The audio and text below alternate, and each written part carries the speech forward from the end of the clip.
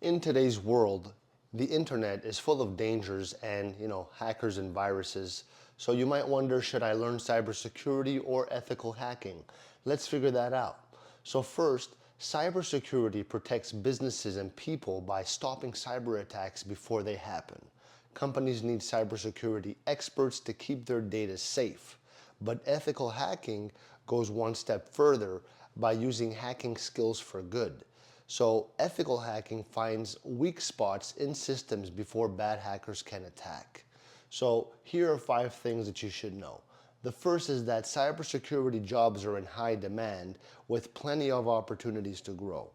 The second, ethical hackers help companies find problems in their systems before they get attacked. The third, cybersecurity is more about protecting against threats while ethical hacking tests systems. The fourth, learning both can give you a huge advantage in the world of tech. The fifth, both fields offer exciting careers that help keep the internet safe for everybody. So it's your time to take action. If you're excited to start a career in these fields, hit the like button, let me know which one you choose. See you later, love ya.